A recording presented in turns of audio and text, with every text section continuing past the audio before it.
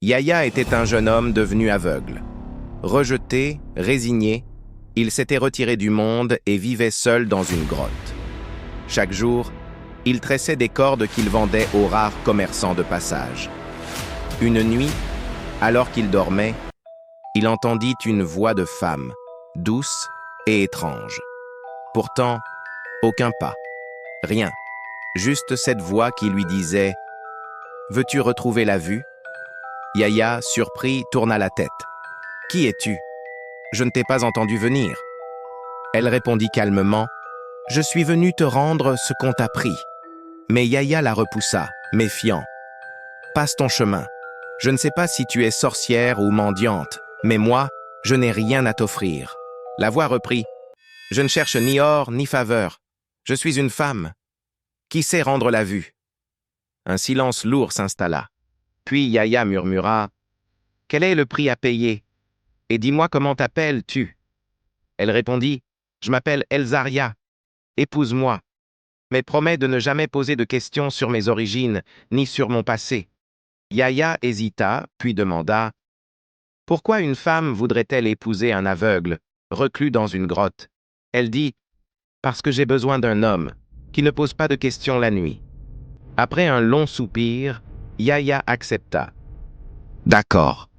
Après tout, je n'ai plus rien à perdre. » Elle s'approcha, posa ses mains sur son visage, murmura des mots dans une langue inconnue, puis lui dit « Ferme les yeux jusqu'à l'aube.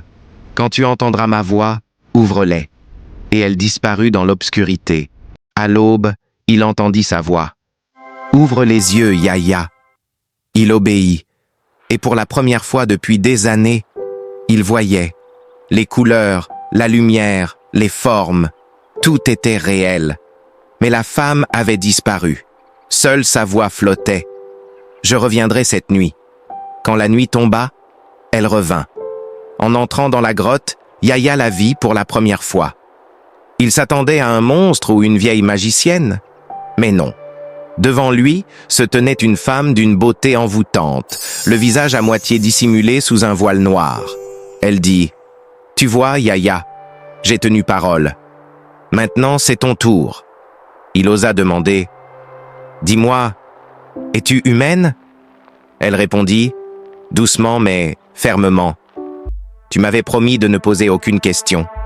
Si tu veux la lumière, laisse les ténèbres à leur place. » Alors il l'épousa, sans témoin, dans la grotte.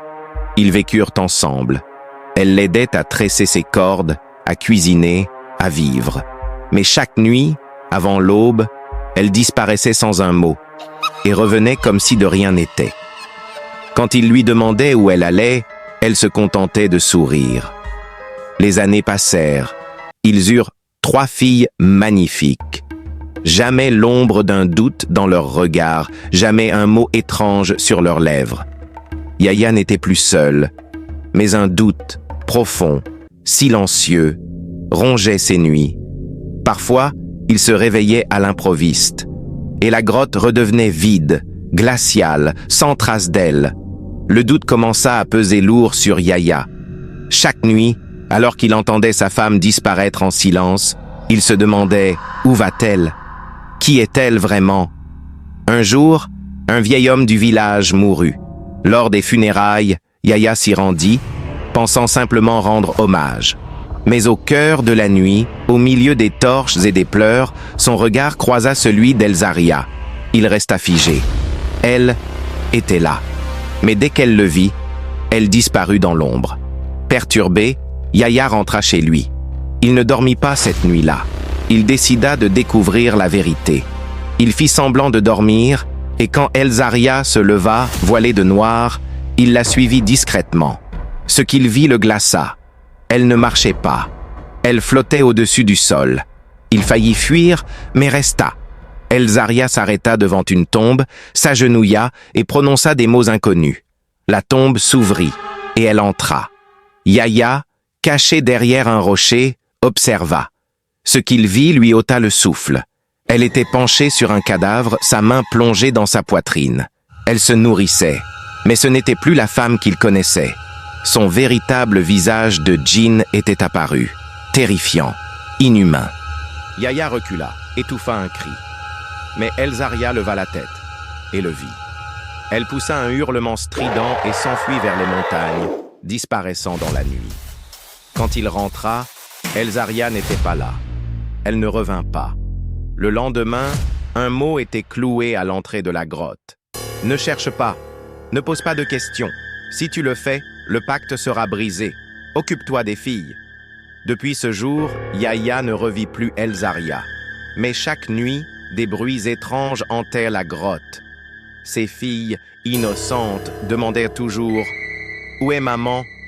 Yahya répondait doucement « Elle est partie. » Mais dans l'ombre, il sentait qu'elle n'était jamais très loin. Un soir, alors qu'il observait un mur de la grotte, il vit une fissure. Il s'y glissa et trouva un passage secret. À l'intérieur, des lambeaux de tissu, le voile noir d'Elzaria et une pierre gravée de son nom. Plus tard, ses filles lui racontèrent un rêve étrange. « Maman nous appelle. Elle veut qu'on la rejoigne. » Paniqué, Yahya alla voir Mustapha, un homme sage et silencieux. Il lui demanda « Si un humain a des enfants avec une femme non humaine, que peut-il arriver ?» Mustapha répondit « Le sang ne disparaît jamais, il dort, jusqu'au jour où il se réveille. » Il donna à Yahya un liquide étrange. « Fais-les se baigner avec ça, tu sauras. » Le lendemain, Yahya mena ses filles à la rivière. Bintou l'aînée se baigna mais rien. S'ensuivit de Amina la cadette, mais rien aussi mais Aïcha la plus jeune. Recule brusquement. Yahya comprit. Cette nuit-là, Aïcha disparut. À l'aube, elle était revenue, endormie. Quand Yahya lui demanda où elle était allée, elle répondit calmement « Chez maman ». Yahya retourna voir Mustapha, affolé. Le vieil homme lui remit un vieux livre poussiéreux. « Lis ce livre et tu comprendras. Et si tu le lis à haute voix, Elzaria reviendra. » Yahya réunit ses filles et lut le livre. Il y découvrit l'existence des pactes mystiques, des naissances hybrides, des djinns en forme humaine, et soudain, un vent glacial remplit la grotte. Elzaria apparut, mais ce n'était plus la femme qu'il avait connue. Plus de beauté humaine, plus de douceur dans les traits. Elle était djinn, entièrement, inhumaine, terrifiante, majestueuse.